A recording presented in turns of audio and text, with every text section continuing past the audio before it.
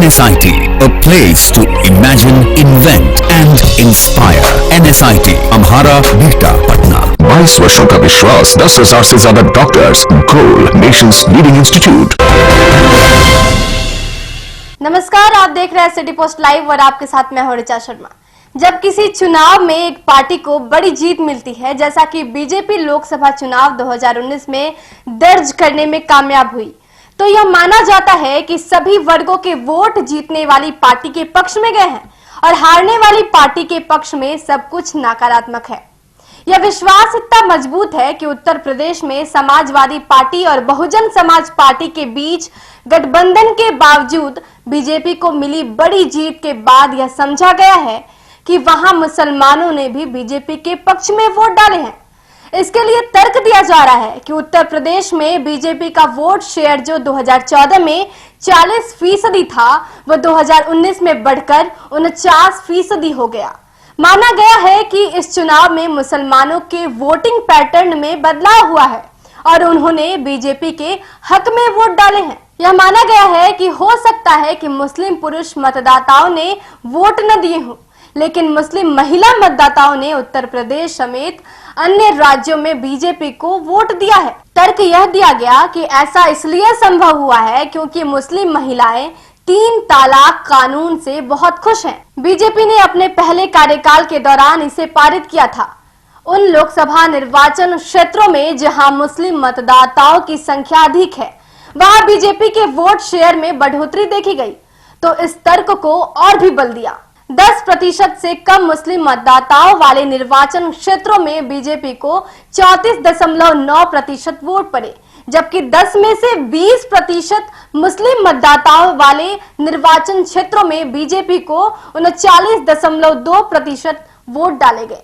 यह भी महत्वपूर्ण है कि जहां मुस्लिम वोटों का अनुपात बहुत अधिक है, यानी कि 20 से 40%, वहां बीजेपी के वोटों की हिस्सेदारी बढ़कर 43.8% हो गई।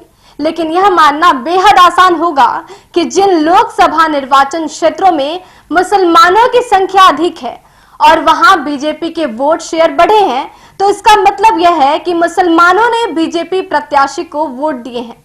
आमतौर पर यह माना जाता है कि 3 तलाक के खिलाफ कानून की वजह से खास तौर पर मुस्लिम महिलाओं के बीच बीजेपी को समर्थन प्राप्त है, लेकिन सबूत के तौर पर 2019 के चुनाव नतीजों में मिले मुस्लिम वोट शेयर इसकी ताकीद नहीं करते, क्योंकि इस समुदाय के वोट शेयर बीजेपी के पक्ष में बढ़े ही नहीं। चुनाव बाद के सर्वेक्षण के अनुमान बताते हैं कि 8% मुसलमानों ने बीजेपी के पक्ष में मतदान किया, जबकि 33% ने कांग्रेस को वोट दिया। जबकि अलग अलग राज्यों में मुस्लिम मतदाताओं के एक बड़े हिस्से ने क्षेत्रीय दलों को वोट दिया है। 2014 में भी करीब 8% मुस्लिम मतदाताओं ने ही बीजेपी को वोट दिया था। यह प्रतिशत करीब 2 दशकों में यूं ही बना हुआ है। यदि 1996, 2009, 2014 के लोकसभा चुनावों को देखें तो बीजेपी को 7 से 8% मुसलमानों के वोट मिलते रहे हैं। इस मामले में अपवाद 2004 का लोकसभा चुनाव था। तब केवल 4 से 5% मुसलमानों ने ही बीजेपी के पक्ष में वोट डाले थे। इस चुनाव में यह दावा किया गया था कि बड़ी संख्या में मुस्लिम महिलाओं ने बीजेपी के लिए वोट किया है, लेकिन चुनाव के बाद सर्वेक्षण में मिले आंकड़े इसकी गवाही नहीं देते।